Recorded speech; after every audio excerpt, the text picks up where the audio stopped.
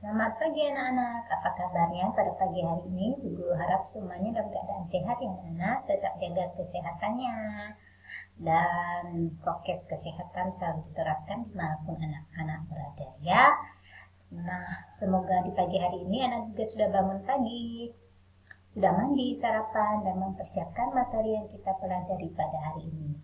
Seperti biasa, sebelum kita memulai pembelajaran pada pagi hari ini, terlebih dahulu kita berdoa ya anak-anak, demi nama Bapa, Putra, dan Roh Kudus. Amin.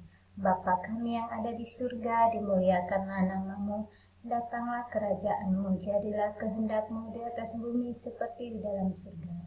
Berilah kami rezeki pada hari ini dan ampunilah kesalahan kami, seperti kami pun mengampuni yang bersalah kepada kami. Dan janganlah masukkan kami ke dalam pencobaan, tetapi bebaskanlah kami dari yang jahat. Amin. Demi nama Bapa, Putra, dan Roh Kudus. Amin. Nah, anak-anak, pada pagi hari ini kita memasuki tema yang kedua ya, tentang menyayangi tumbuhan dan hewan. Subtema 1, manfaat tumbuhan bagi kehidupan manusia. Kita berlanjut ke pembelajaran yang kedua. Nah, dalam pembelajaran yang kedua ini ada 3 materi yang kita bahas, yaitu menceritakan kembali isi dongeng, arti penting berterima kasih, dan gerak kombinasi memutar dan meliuk. Mari kita pelajari sama-sama. Nah, yang pertama ini adalah pelajaran bahasa Indonesia, menceritakan kembali isi dongeng. Tentu dongeng ini sudah sangat familiar ya, sudah akrab di telinga anak-anak atau juga sudah menjadi bacaan sehari-hari anak-anak ya, karena dongeng ini sangat seru, khususnya bagi anak-anak, karena dongeng ini juga sangat cocok untuk anak-anak.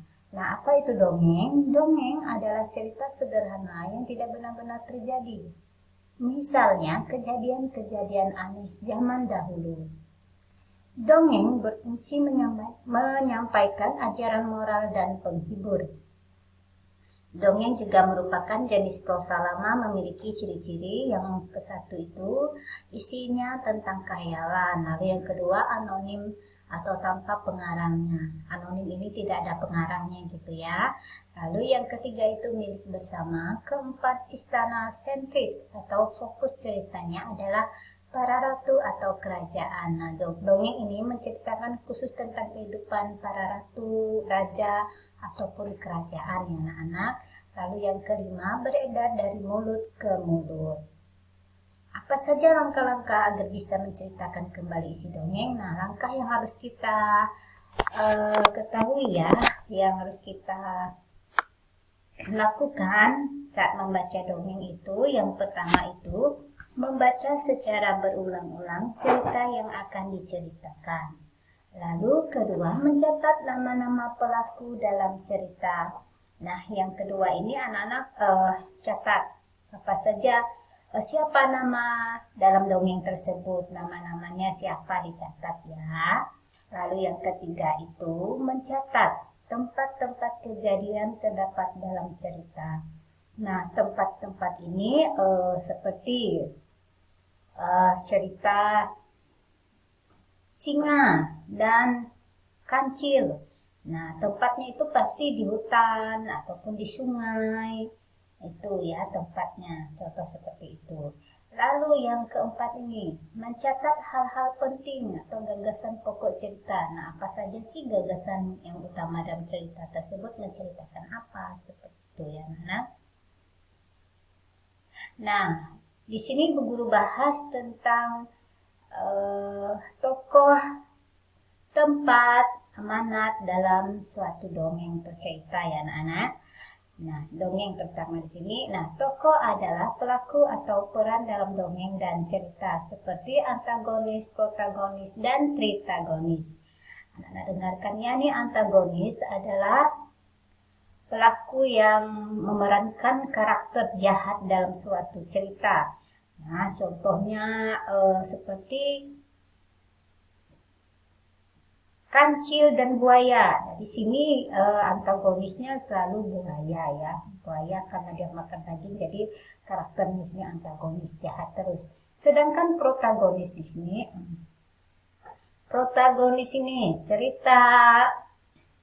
cerita dongeng, protagonis di sini karakter yang memerankan peran baik.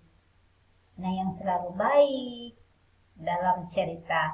Sedangkan protagonis ini adalah peran atau karakter yang memerankan sebagai penengah. Penengah itu jika ada temannya kelahi atau bertengkar, salah paham, dialah yang sebagai penengahnya. Nah, dia sebagai pendamainya, seperti itu ya anak. Sedangkan setting adalah tempat dan waktu kejadian dalam dongeng dan cerita. Nah, anak perhatikan dalam dongeng itu settingnya di mana, tempatnya, waktunya kapan. Nah, apakah siang, malam, atau sore, pagi. Nah, itu waktunya. Tempatnya apakah itu di sungai, di hutan, di taman, atau di kebun. Seperti itu ya anak-anak, setting ini atau tempat. Nah, amanat ini adalah pesan yang disampaikan penulis dalam cerita tersebut. Nah, pesannya apa sih yang mau disampaikan penulis atau cerita tersebut? Apa? Pesan moralkah? Pesan apa? Nah, moralnya itu contohnya adalah untuk kita selalu berbuat kebaikan, membantu orang lain, tidak boleh meremehkan orang lain, berkelahi, nah selalu hidup rukun. Nah, itu adalah pesan, contoh pesan yang disampaikan penulis dalam cerita tersebut. Nah, sedangkan fabel adalah cerita yang menceritakan tentang kehidupan hewan. Nah, anak-anak boleh buka ya buku paketnya di tema 2. Halaman 11 dan 12 itu ada cerita dongeng di situ tentang pengembara dan sebuah pohon. Anak-anak baca dongeng tersebut dengan seksama, lalu cari peran antagonisnya siapa, protagonis dan protagonis. Jika semua ada peran di situ, tulis siapa namanya. Siapa yang memerankan antagonis, siapa yang protagonis, dan siapa yang protagonis. Oke? Lalu di sini setting, di mana tempat kejadiannya itu? Nah, settingnya tempat dan waktunya kapan di situ. Lalu amanat apa pesan yang mau disampaikan dalam cerita dongeng tentang pengembara dan sebuah pohon. Nah, amanat ya anak-anak catat seperti itu ya anak-anak. Lalu tugas tersebut dikirimkan lewat Google Classroom semua. Karena di WA Bu Guru tidak bisa, jadi Bu Guru susah untuk mengoreksi di WA. Nah, anak-anak kirim semua ke Google Classroom ya. Oke, jangan lewat WA Bu Guru lagi karena susah untuk dibuka gambar-gambar atau kiriman video. Oke anak-anak, sekarang pelajaran PPKN tentang arti penting berterima kasih. Nah, saat kita dibantu orang lain, saat kita menerima kebaikan orang lain, diberi sesuatu orang lain, kita wajib berterima kasih. Nah, karena berterima kasih adalah salah satu cara kita bersyukur karena mendapatkan kebaikan dari orang lain. Nah, kata terima kasih diucapkan setelah menerima pertolongan atau kebaikan dari orang lain. Setelah menerima pertolongan atau kebaikan dari orang lain, kamu harus mengucapkan terima kasih. Mengucapkan terima kasih juga dapat menciptakan kerukunan dalam kehidupan sehari-hari. Berterima kasih merupakan pengamalan sila pertama Pancasila.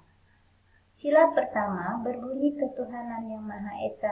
Lambang dari sila pertama adalah bintang. Sila ini berhubungan dengan perilaku kita sebagai umat Tuhan. Nah, apa saja pengamalan sila pertama dalam kehidupan kita sehari-hari? Nah, ini ya bintang lambangnya ya. Nah, pengamalan sila pertama dalam kehidupan kita sehari-hari adalah kita beribadah ke tempat ibadah masing-masing. Nah, itu juga pengamalan sila pertama. Habis itu berdoa sebelum dan sesudah kita melakukan segala sesuatu atau kegiatan, tidur. Nah, apalagi? Banyak ya. Nah, menghargai, menghormati orang yang sedang beribadah. Itu juga merupakan pengamalan sila pertama. Ya, anak-anak. Nah, sekarang pelajaran PJOK gerak kombinasi memutar dan meliuk. Nah, gerak memutar dan meliukkan badan termasuk gerak non lokomotor. Nah, Nah, gerak non lokomotor adalah gerakan yang dilakukan tanpa berpindah tempat. Gerakan memutar badan dapat dikombinasikan dengan gerakan meliuk badan. Nah, ini adalah gerakan non lokomotor ya, gerakan saat kita melakukan gerakan di tempat tidak berpindah-pindah tempat itu termasuk gerakan non lokomotor ya anak. Nah, ini memutar dan meliukkan badan ini adalah gerakan non lokomotor.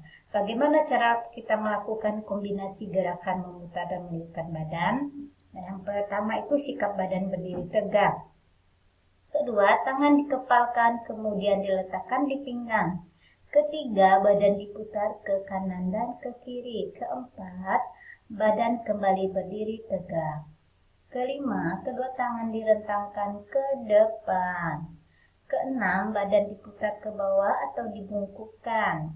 Ketujuh, badan diputar ke kanan bawah. Lalu kedelapan, badan diputar ke kiri bawah.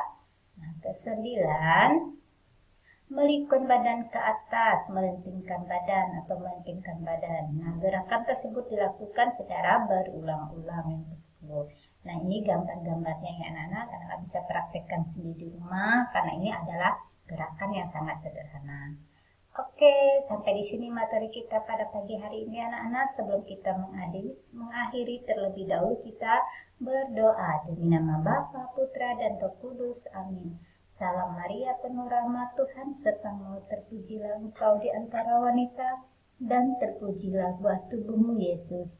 Santa Maria Bunda Allah, doakanlah kami yang berdosa ini sekarang dan waktu kami mati. Amin. Demi nama Bapa, Putra, dan Roh Kudus. Amin.